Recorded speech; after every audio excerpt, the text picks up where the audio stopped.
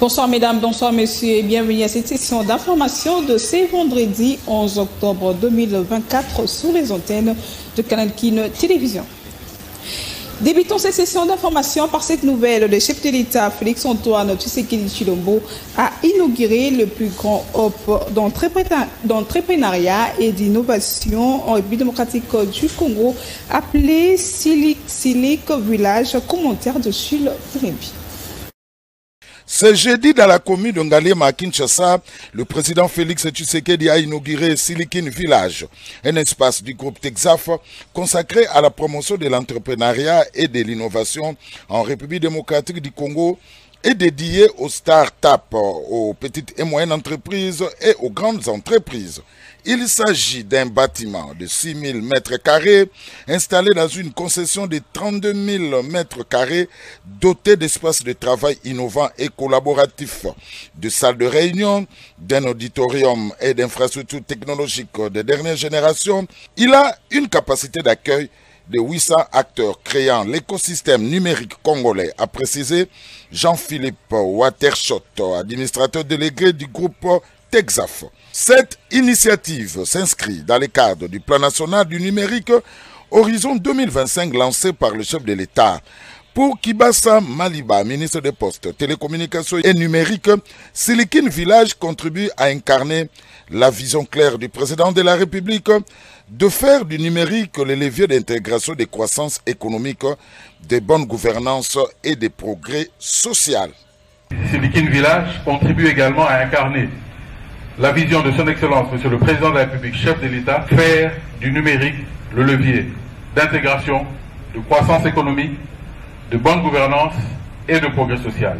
Avec la mutation que connaît le monde, la technologie et le numérique sont au cœur de cette dernière, comme l'a si bien intégré son Excellence, Monsieur le Président de la République, dans sa vision. Silicon Village est né du désir de contribuer à réduire le chômage par le développement des compétences et favoriser un environnement où les start-up nationales comme continentales peuvent prospérer. Il prévoit d'atteindre près de 9 000 mètres carrés d'espace de travail d'ici fin 2024. Restons toujours dans le même chapitre. Touché par la mort tragique d'une étudiante congolaise au Canada, le couple présidentiel de la République démocratique du Congo a voulu exprimer son soutien et la compassion du peuple congolais aux parents des ministres disparus. Reportage de nos confrères de la presse présidentielle. Suivez. Je ne vis que pour mon enfant. C'est une éprouvante nouvelle qui a consterné le pays entier et la communauté congolaise basée au Canada. Le décès tragique d'Alexandra Martine Diengo Lumbaye, une étudiante congolaise de 21 ans portée disparue depuis la semaine dernière, puis retrouvée morte dans une rivière, n'a pas laissé indifférent le couple présidentiel de son pays d'origine. Le président de la République démocratique du Congo, Félix-Antoine Tshisekedi Tshilombo, qu'accompagnait la distinguée première dame Denise Nyakeru, tous deux très abattus, ont voulu à travers ce geste exprimer leur soutien, à travers eux la compassion de toute la République aux parents d'Alexandra, inconsolables et visiblement bouleversés face à cette perte inacceptable. Au-delà de la douleur, le président de la République a dit tout son attachement à la famille en détresse et exige que des enquêtes soient menées afin de lever le voile sur les causes de ce drame. Les géniteurs de la jeune Andrea étaient accompagnés par la coordinatrice du service spécialisé du chef de l'État en charge de la jeunesse et lutte contre les violences faites à la femme, Madame Chantalier Lumulop. Le président de la République a dit qu'il va appuyer tous les processus parce qu'il faut mener l'enquête et que justice soit faite. Le président est vraiment, il sait qu'on ne peut pas toucher un seul Congolais. Lui-même, il a déjà dit, on ne touche pas aux Congolais. Bien avant cela, le chef de l'État a reçu l'ambassadeur de la Fédération de Russie en République démocratique du Congo. Alexis Saint-Ebove, arrivé fin mandat, est venu faire ses adieux au président de la République, profitant également de l'occasion pour faire l'évaluation des relations entre la RDC et la Russie. Donc on a échangé avec le chef de l'État sur les perspectives des relations russes-congolaises. Et moi, je viens d'informer Son Excellence, Monsieur le Président, des projets qui sont en cours d'être réalisés. En plus, je remercie le chef de l'État pour son implication personnelle dans le développement des relations entre nos deux pays. C'est grâce à lui qu'on a pu réaliser pas mal de projets. Sachez également en séjour à Paris pour une visite de travail, le président de l'Assemblée nationale, Vital Kamerhe, a eu un tête-à-tête avec son homologue français, Yael Braun-Pivet, au Palais de Bourbon à Paris. Commentaire de Chukwulem. Le jeudi 10 octobre, à la tête d'une importante délégation de députés nationaux, dont les rapporteurs Jacques Njoli, le speaker de la Chambre basse du Parlement, a eu un tête-à-tête avec son homologue français Yael Braun-Pivet, qui était également accompagné de députés nationaux français, dont le président de la Commission Relations extérieures, Bruno Fex, et le secrétaire général de l'Assemblée nationale française, Damien Chamoussi. Plusieurs questions ont été évoquées au cours de leurs échanges, notamment celles liées à la vision stratégique commune, au partenariat rénové dans les domaines économiques entre les deux nations, à la nécessité d'une intervention humanitaire française au profit de la population maîtrise des provinces du Nord Kivu et de l'Ituri, à la réhabilitation des relations parlementaires et à la constitution des groupes d'amitié et de travail entre les deux assemblées nationales. Le président de l'Assemblée nationale, le professeur Vital Kamerhe, a martelé sur la place de choix que doit occuper la RDC dans les concerts de pays francophones au regard de sa démographie à croissance permanente. Pour Vital Kamerhe, cette place exige une considération particulière de la France. Ainsi, il a suggéré que la partie française puisse s'impliquer dans la recherche de la paix dans la sous-région de Grand Lac, en prenant en compte que c'est la RDC qui est le pays agressé et le Rwanda le pays agresseur. La Chambre basse du Parlement congolais a appelé la France à soutenir le processus de Luanda afin d'arriver à un apaisement dans la sous-région de Grand Lac pour amener la paix et de lancer le pays de cette région dans la dynamique de la coopération économique pour le développement de l'Afrique. Sur cette question, Yael Braun-Pivet, président de l'Assemblée nationale française, a réitéré la position de son pays, la France, sur le principe de l'intangibilité des frontières. Un droit doit jouir la République démocratique du Congo autant que tout autre pays. Concernant la diplomatie parlementaire, Yael Braun-Pivet a salué la redynamisation de la coopération parlementaire entre les parlements de deux pays, un créneau qu'elle partage avec son homologue congolais Vital Kamerhe. Pour finir, le président Vital Kamerhe a appelé la France à apporter une assistance humanitaire à la population du Nord Kivu et de l'Ituri, victime de cette guerre d'agression injuste imposée par le Rwanda. Yael Braun-Pivet a profité de cette rencontre pour inviter son collègue de la République démocratique du Congo, Vital Kamerhe, à prendre part à l'Assemblée parlementaire francophone qui se tiendra à Paris en juillet 2025.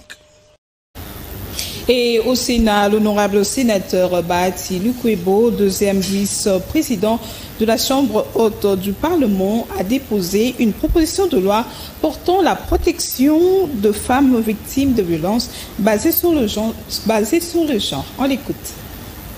Effectivement, je viens de déposer ma proposition de loi portant sur la répression et la prévention de toute forme de discrimination et de violence faite à la femme. Comme vous le savez, cette matière-là, à part le viol qui est déjà réprimé par le code pénal, mais beaucoup d'autres formes de discrimination existent dans nos familles. Et très souvent, même pour l'héritage, on a tendance à discriminer les filles par rapport aux garçons. Il y a aussi le droit à la reproduction. On doit quand même réguler, ne fût-ce que le nombre de naissances, parce que quand même une femme, ce n'est pas une machine pour produire au maximum. Il y a beaucoup d'autres considérations qui m'ont poussé à rédiger ce projet, cette proposition de loi. Voilà pourquoi aujourd'hui je suis venu. Vous savez, il existe la Convention sur les droits de la femme, mais également des enfants. Et donc, toutes sortes de discriminations et de violences faites à la femme, même dans le foyer, à l'école, que ce soit au niveau primaire, secondaire, universitaire, dans les milieux professionnels, ne fût-ce qu'en ce qui concerne les promotions, on a tendance à promouvoir facilement et rapidement les hommes et les femmes sont toujours retardés, même en matière de rémunération, vous sentez qu'il y a toujours une discrimination. Et moi j'ai tenu à ce qu'il y ait une loi qui puisse protéger les femmes, qui puisse également leur donner l'accès à la justice. Et vous savez également que la plupart de ceux qui sont auteurs de violences ont souvent soit l'autorité, soit la hiérarchie sur les femmes. Et donc il faut que les femmes se sentent protégées, y compris en ce qui concerne la procédure et la saisine en matière judiciaire. Et face à la presse congolaise, la première ministre a cité quelques réalisations faites par le gouvernement en son jour. Dans cet élément, Judith Souminois répond à une question ayant trait au pouvoir d'achat des fonctionnaires face au dollar américain sur terrain suivant. Tous ces gens qui viennent faire le sitting ici, certains même sont en train de dormir, je leur ai posé la question quand je les reçois, mais je vous dis que je vais vous recevoir demain. Maman. Il y a moins d'ateliers pas parce que il y en a qui ont eu des réponses. Les conseillers communaux, on a trouvé une solution. On a commencé à payer au niveau des frais de fonctionnement, au niveau des exécutifs provinciaux.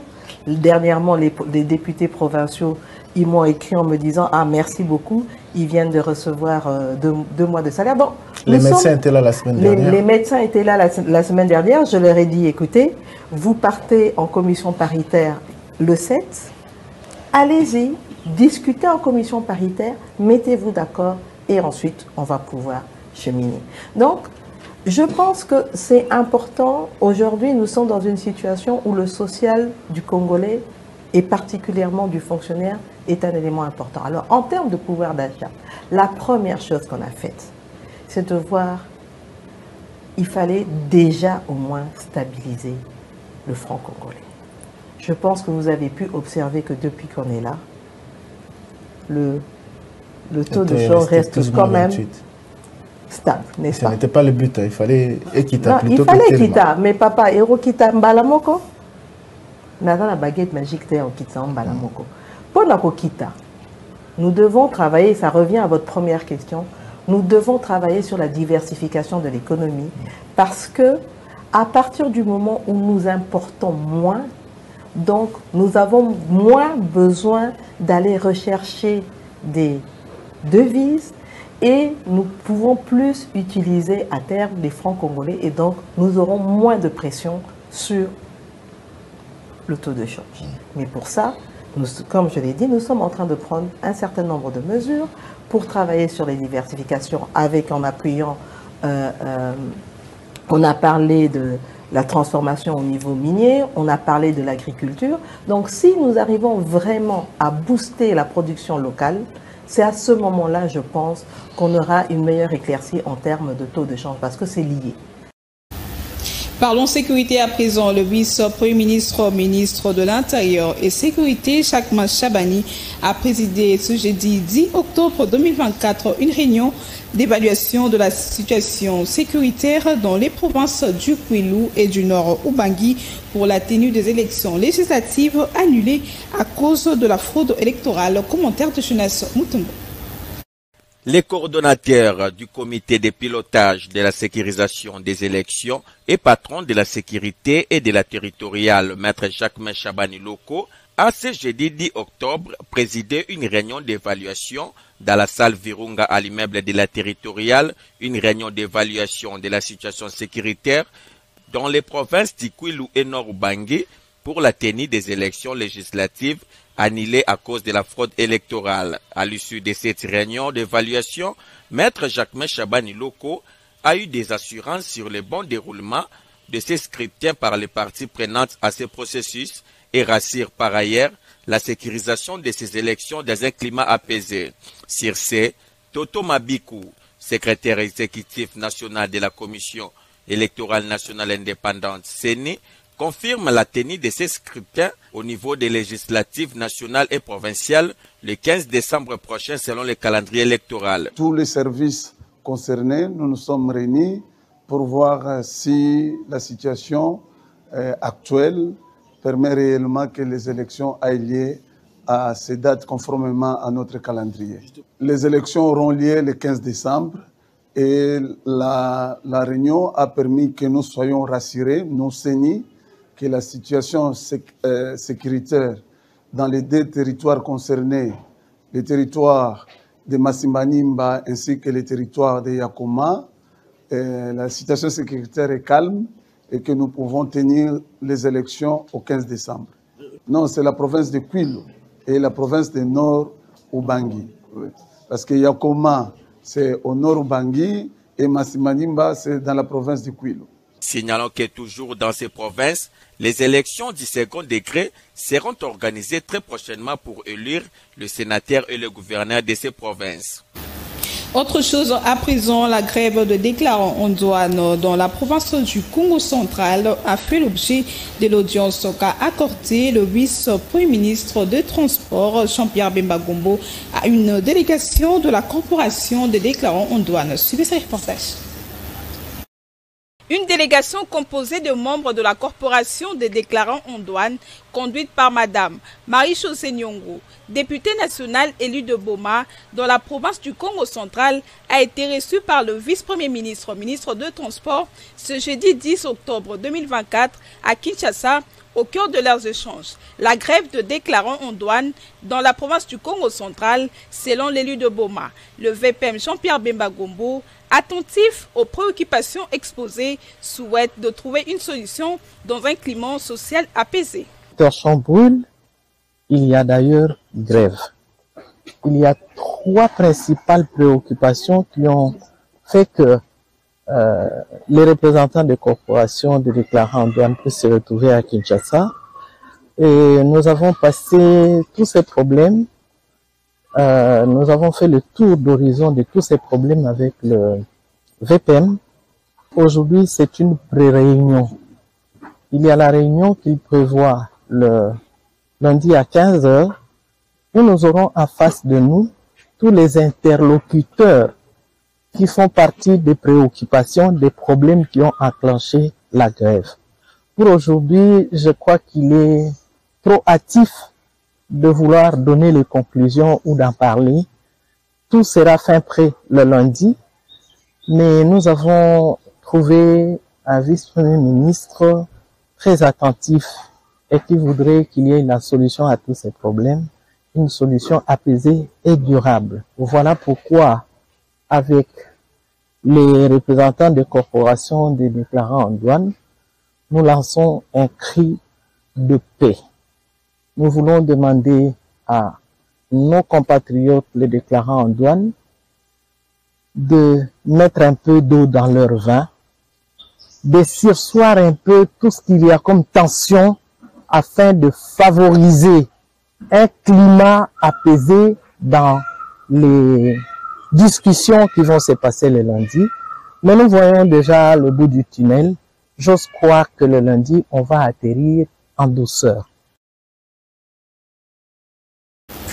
Et puis à Moussochi, toujours dans la province du Haut-Katanga, le ministre de la Justice, garde de Sceaux, Constant Moutamba, a visité les centres pénitentiaires de cette entité. Cette visite s'est soldée par la libération de quelques détenus. Voyant l'établissement pénitentiaire de Moussochi, il a instruit à la directrice de la prison d'élaborer un projet de réhabilitation du bâtiment. Reportage d'Ananoka.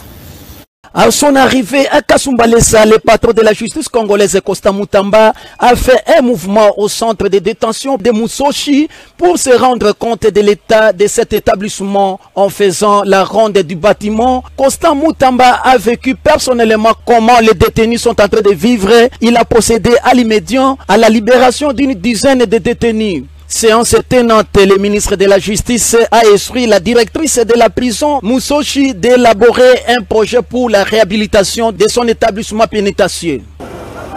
Pour améliorer les conditions de détention des prisonniers,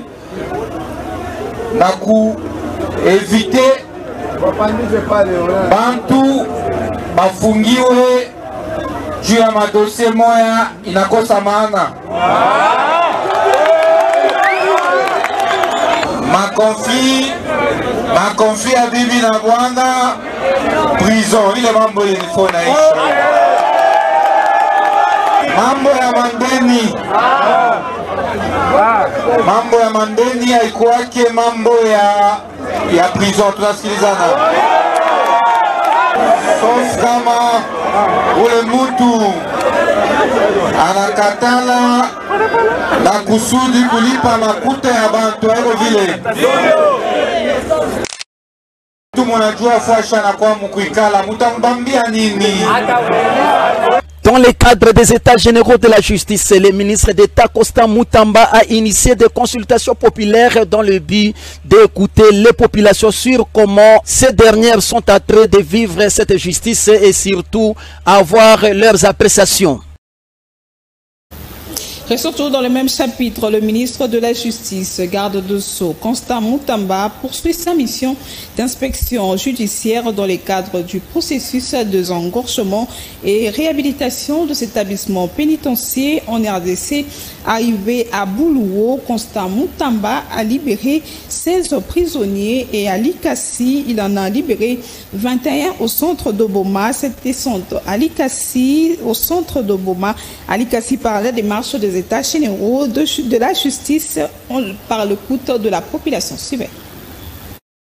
Arrivé à la hauteur de l'Ikassi, toujours dans les Grands Katanga, le ministre d'État, ministre de la Justice et garde des Sceaux, Constant Mutamba, a accordé la liberté conditionnelle à 37 prisonniers, dont 16 du centre pénitentiaire de Boulouo et 21 autres de la prison urbaine de Boma, basée à l'Ikassi. Cette démarche administrative du ministre Constant Mutamba s'est faite suivant la loi et vise notamment le désengorgement et la réhabilitation des prisons en République démocratique du Congo en vue de rendre viable tenant compte des standards internationaux de gestion des prisons, c'est en faveur des détenus. Ces derniers ont salué à juste titre les gestes humanitaires de numéro 1 de la justice nationale congolaise et ceci en Swahili.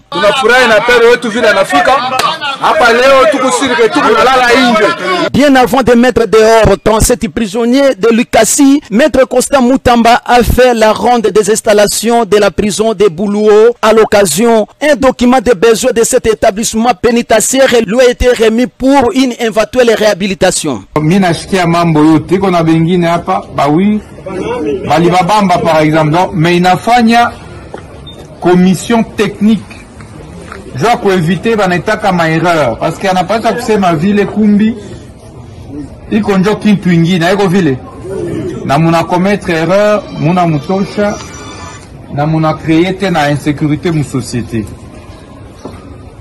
Na mwache ba technicien bangu bafanye sasa kazi na désormais chaque semaine mutakuwa sasa na ma contrôle ndio kujua nani mwenye nafanya atoke. Cette descente à Likassi s'est soldée par des consultations populaires initiées par le ministre de la Justice Constant Mutamba dans le cadre des États généraux de la justice nationale congolaise en vue d'écouter la population à propos du fonctionnement de la justice.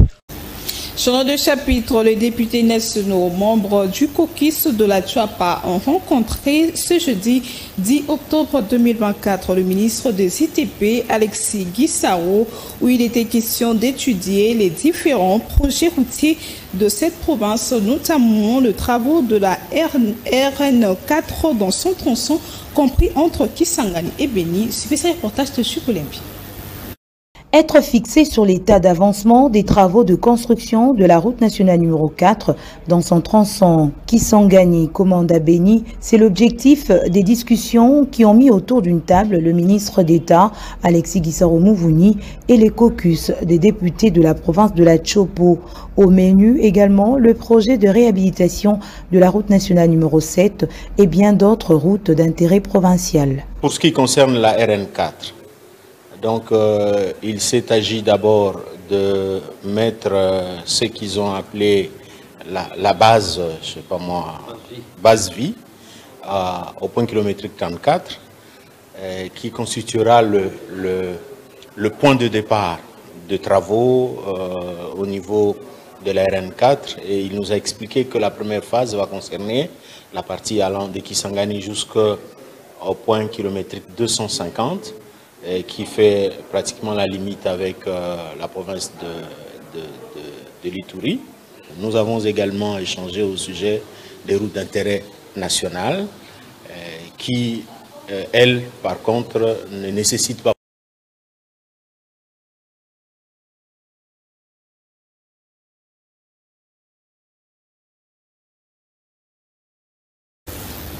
Et en société, le problème de déplacement de la population de la province de la Mongala reste une grande équation. Le seul moyen qui reste, c'est la pirogue qui assure le mouvement de personnes et de leurs biens avec beaucoup de risques. C'est le cas de la route Akula et Lissala qui n'existe que de nom.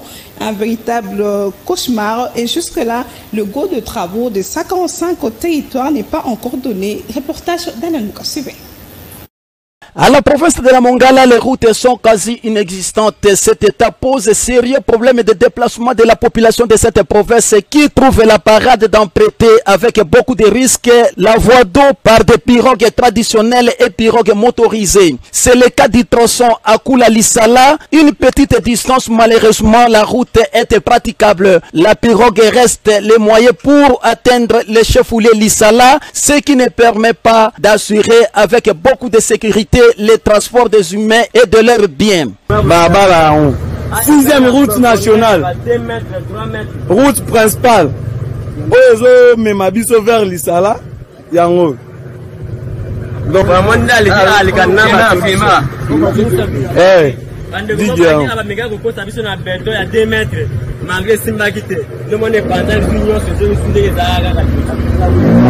avec l'élection de l'actuel gouverneur de la Mongala, Maître Kole Makaka, qui a été élu par une large majorité, et avec l'installation du gouvernement provincial de la Mongala, l'exécutif provincial et l'assemblée provinciale de cette entité administrative sont appelés à fournir beaucoup d'efforts pour sauver la situation et en même temps suivre de près les projets 145 territoires dont la deuxième phase s'occupe des travaux de construction des routes. Là encore, le projet 145 territoires n'existe que de nom du fait que le go n'est pas encore donné. Et en sport, le léopard de la République démocratique du Congo ont bâti hier, jeudi 10 octobre 2024, le Taifa Star de la Tanzanie par 1-0 au stade des Martyrs et dans un match comptant de la 3e journée des éliminatoires de la Coupe d'Afrique des Nations Maroc 2025. Reportage de Jeunesse Moutombo. Tout petit peu trop, mais... Dans le cadre des éliminatoires de la Coupe d'Afrique des Nations qui va se dérouler au Maroc en 2025, les léopards seniors messieurs de la RDC se sont imposés 1-0 à domicile au stade du Martyr devant les Taifa Stars de la Tanzanie le jeudi 10 octobre. Après une première période vierge dominée par les fauves congolais, caractérisée par quelques ratés, c'est au premier quart d'heure de la seconde période que les poulains du coach Sébastien Desabre ont obtenu l'unique but de la rencontre par Chancel Mbemba. Il y a but de la RDC. Bravo la réalisation pour avoir raté le but, mais but pour la République démocratique du Congo. Sur le corner obtenu, ça valait le coup de se battre comme il le faut. Grâce à leur 3e victoire consécutive, les Congolais consolident leur première place au classement provisoire du groupe H avec 9 points, un suivi de la Tanzanie, 4 points. L'Éthiopie et la Guinée partagent la 3e et 4e place respectivement avec 1 et 0 points. Avant leur confrontation de la 3e journée, prévue le samedi 12 octobre au stade Alassane Ouattara en Côte d'Ivoire. Il faut signaler que les léopards de la République démocratique du Congo seront reçus le mardi 15 octobre par le même Taifa Star de la Tanzanie au Paka Benjamin Stadium pour le compte de la 4e journée toujours des éliminatoires Cannes Maroc 2025. C'était plutôt un commentaire de Jeunesse Moutombo et non un reportage de Jeunesse Moutombo. C'est par cette note sportive que nous mettons un terme à cette grande édition du soir. Et si vous avez aimé, dites merci à Dorcas Samputu, Parbola, Tony Binda. Quant à moi, je vous retrouve dans les tout prochains jours. D'ici là, portez-vous bien. Au revoir.